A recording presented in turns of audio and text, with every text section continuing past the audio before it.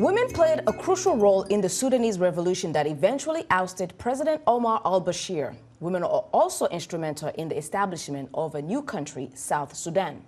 They are now calling for an end to fighting and hostilities that have persisted in both countries. Today we hear the voices of many women in Sudan and South Sudan who are advocating for peace and stability. Hello and welcome. I'm Oriani Tangishaka and this is Our Voices. In studio with me, of course, are my co-hosts Simenyesh Yakoye and Jeannie Niwa. Ladies, the case of Sudan and South Sudan, it's women who are, complaining about their voices not being heard. And it's very similar to many countries that are going through instabilities, isn't it?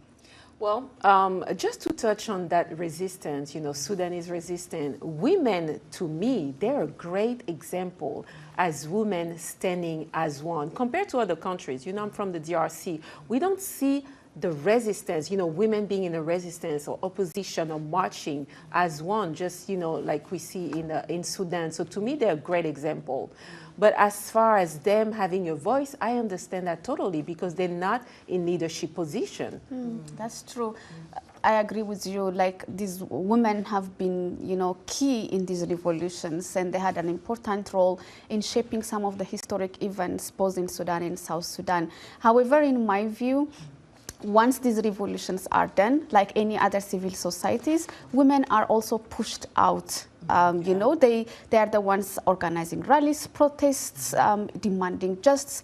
But when it comes to, formal peace negotiations or government formations, we don't see them. But, any economic development or social development or sustainable peace cannot be attained excluding women. In fact, I think it would reverse even any progress made. Right. Oh, yeah. I mean, what we're talking about is that sometimes we see systematic repression of women in the negotiation at the decision-making table.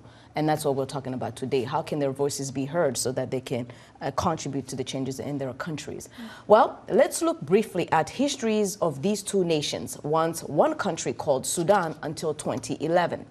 In Sudan, a war that broke out in 2023 rages on between the army chief Abdel Fattah al-Burhan and his former deputy Mohamed Hamdan Dagalo, commander of the paramilitary Rapid Support Forces, RSF. Thousands have been killed, including between 10,000 and 15,000 people in a single city in the western Darfur region. The UN says that this conflict has already displaced more than 9 million people. In South Sudan now, according to the Times News article, despite the new nation being born in January of 2011, after 22 years of resistance against Khartoum, conflict caused by ethno-political wrangling and competition amongst the elite over access to power and financial resources have persisted. On today's program, we will hear what women in both countries have been experiencing and what solutions they propose. Yes, that's right. Now let's begin in Sudan, where women of various backgrounds recently gathered in Nairobi to discuss the brutal war that has ravaged their country for the past 10 months. With no end in sight, they feel their voices have been silenced and they yearn to contribute to resolving the conflict that has killed thousands and displaced millions since April 15. VOA Nairobi Bureau Chief Mariama Diallo was there and has this report. Women in Sudan were a big part of a revolution that helped end 3 decades of autocratic rule by former Sudanese President Omar al-Bashir. Their push for a transition to a civilian government was cut short when war broke out 7 months ago between the Sudanese army and the Rapid Support Forces paramilitary unit. Thousands are dead, millions are displaced, and there is no end in sight. Since April 15, voices of civilians and voices of women has been completely, I would say, sabotaged. We didn't have a space to tell our story or to speak about our suffering. Hala Al-Karib is with the Strategic Initiative for Women in the Horn of Africa. She says her organization convened a 2-day summit in Nairobi because it's important to bring Sudanese women and civil society groups together. We have participants who came from conflict zone and they have endured living under fire, enduring and exposed to all kinds of violence for the past 7 months. It's really critical to listen to their stories, to listen to their experience, and to listen to their positions and views. Some participants spent 3 to 10 days on the road to reach Nairobi, including Nidal Usman Musa, who runs the South Khartoum Kandakat grassroots organization. We have faced much obstacles, displacement, refugees, rape, violence. We missed our job, our children missed their education, and also we missed our voice in this war. Alawiya Bahr El-Din, a former social worker, now a refugee in neighboring Chad, had to leave her home of El Janena in West Darfur, where about 700 people were reportedly killed earlier this month after clashes between SAF and the RSF, according to the International Organization for Migration. This is so difficult. The situation there is so difficult for women, believe me. The fighting in Sudan has made it hard to reach certain areas, says Nadal Fadul, who's with SUDRO, the Sustainable Development Response Organization. She's based in the United States. Fadul says it's imperative the women unite toward peace and how to sustain it so the reality on the ground doesn't happen again. So we're talking about people with diabetes, for example, not able to get insulin to treat their diabetes. We're talking about kids with malaria not able to get anti-malaria treatments. We're talking about women not able to get simple menstrual hygiene products to be able to go through that with dignity. Others participating in the conference as a show of support included the Netherlands chargé d'affaires to Sudan, Burish Ramsuk, now living in Nairobi, who said the challenge for these women is to develop a political strategy for getting a seat at the negotiating table. There's an extra hurdle for women to be taken, and that is not only to formulate their vision, what they want for women in Sudan, but also to be heard. And I like the spirit this morning where it was said, you do not wait until you get invited, but you just go, you take it. Mariama Diallo, VOA News, Nairobi. To look closely at the situation in Sudan, where major war is happening, we have in the studio with us Ms. Samah Salman, a Sudanese strategic analyst and president of US-educated Sudanese Association. She will help us understand the situation and the role women can play to find solutions. Ms. Salman, welcome to Our Voices. Thank you so much for having me. Sure. Can you please tell us what are the main concerns or the main issues for women right now in Sudan? Yeah, as you know, Sudan is experiencing an extremely tragic war at the moment. And for women, it's extremely devastating. And so I would say there are 3 major concerns. The first is, as we know, the displacement crisis in Sudan. Sudan has the largest number of displaced people in the world. And women form the majority of refugees, Sudanese refugees. If we look at, for example, Sudanese women crossing from West Darfur into Chad, women form 90% of these refugees.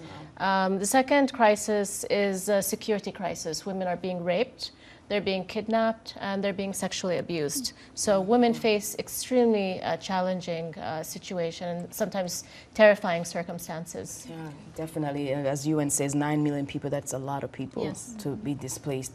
Now, when we look at a situation like the summit we just saw in Nairobi that just took place recently, what can we expect from these kind of summits? Are women organized strategically enough to bring them to the negotiation table when the time comes?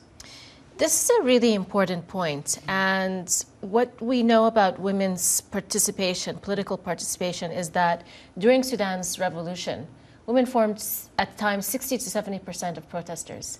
When it comes time to negotiate and political leadership and political decision making, you'll see women's participation at less than 10% at these tables where decisions are made. So historically, women have not had the same investment into their capacity, the capacity of women's organizations, and they're just starting to catch up. Okay. Okay. We'll I was also reading an article on The Guardian where it was referencing that during the 2005 negotiation between North and the South, women had a part in preparing, technical documents. But when it came to actual formal discussions, women were forbidden by the government to even board a plane so that they can take part in these formal negotiations. Now, 20 years later, what has changed? How would you evaluate women participation? Unfortunately, not much has changed, and you'll still see a very similar situation. You'll see it in, the optics of some of these congregations, as you mentioned, in Nairobi, in Addis, in Cairo, in Kampala, where you might see 1 or 2 women in a room that is really the majority comprised of men who are, at the forefront of these negotiation processes. So how has that impacted, bringing a lasting peace in Sudan? I think that this has really been detrimental in many ways because women are the social fabric of Sudan.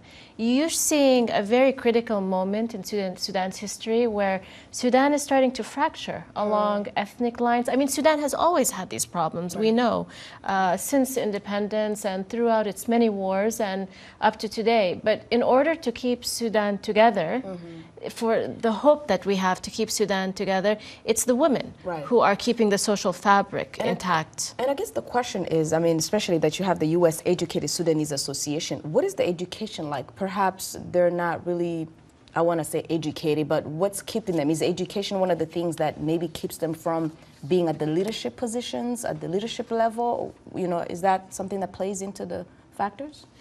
I think that it's structural. I think that in terms of the way that governments, positions, political parties are organized, you see a lot of times that women, it's very difficult for women to come up through these organizations. Even though you have political parties in Sudan, you don't have the meritocratic. It's more of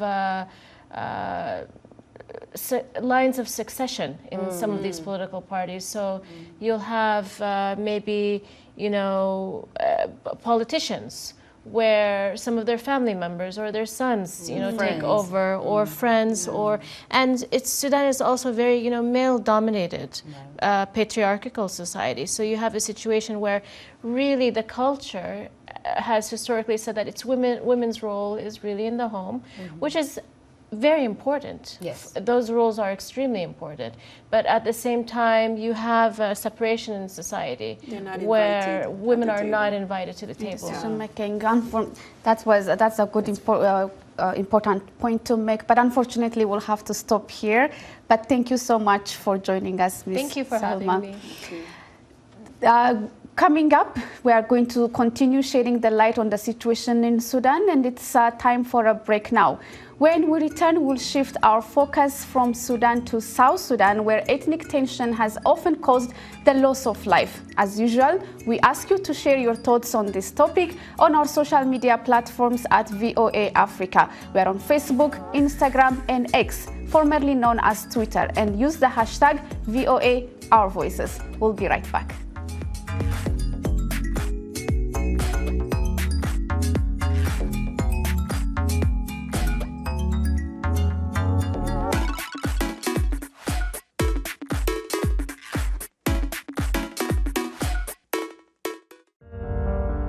In times of change, when the world seems uncertain and what we hear doesn't reflect what we see, we seek the truth.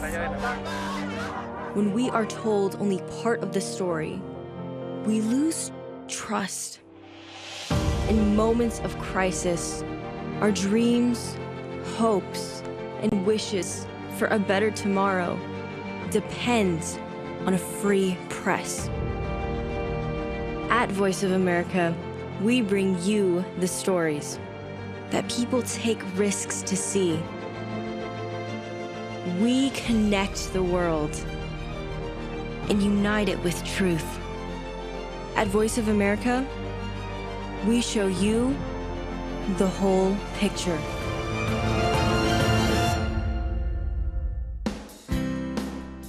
Health, wellness, sport, beauty, medical breakthroughs. Healthy Living cares about your well-being. What are the main health concerns in Africa and around the world? Find out the latest on coronavirus. Connect with our experts and ask them questions. How long does the virus stay? Join me, Linor Moudou, in Washington, every week on Healthy Living, right here on VOA. You're watching VOA's Red Carpet. My name is Jackson Vunganyi. Thank you so much for joining us each week right here on Red Carpet. We bring you the latest in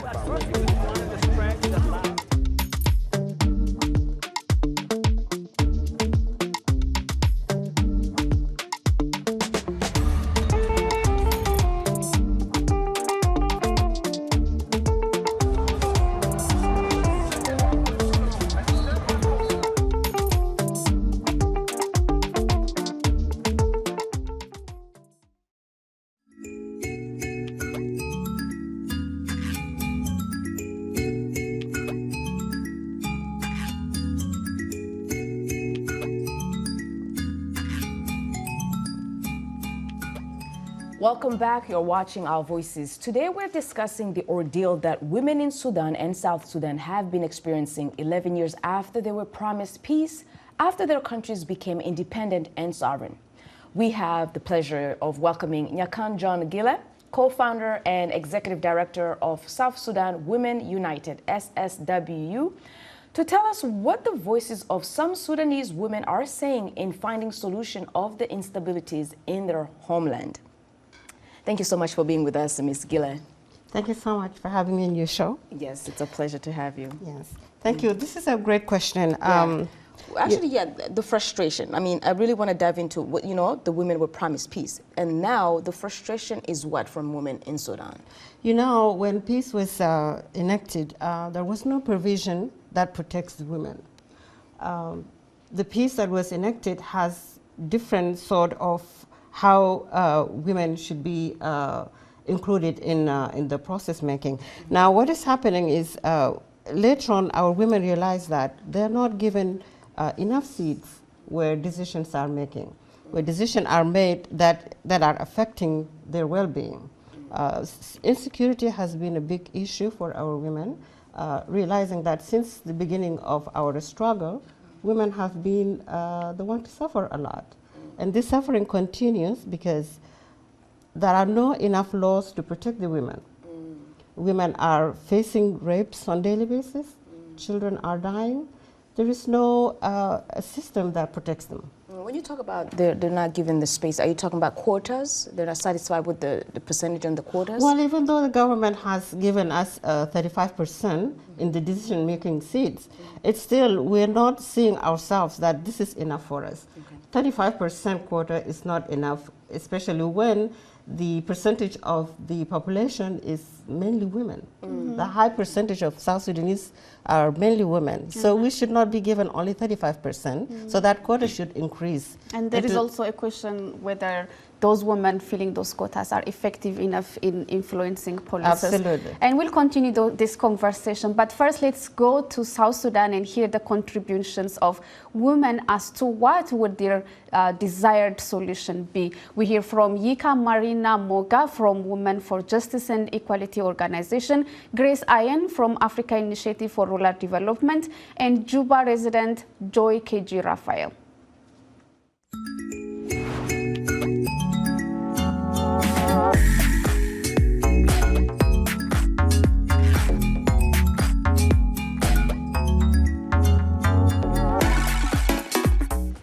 Women have been able to encourage the men to reconcile, and also women have been taken up to communities to solve issues. For example, in the courts, as we know, women are a bit soft. They tend to reason out things easily and then slowly by slowly. So with this, they have been able to come up with ways that they can talk about peace in their communities and how to reconcile different communities.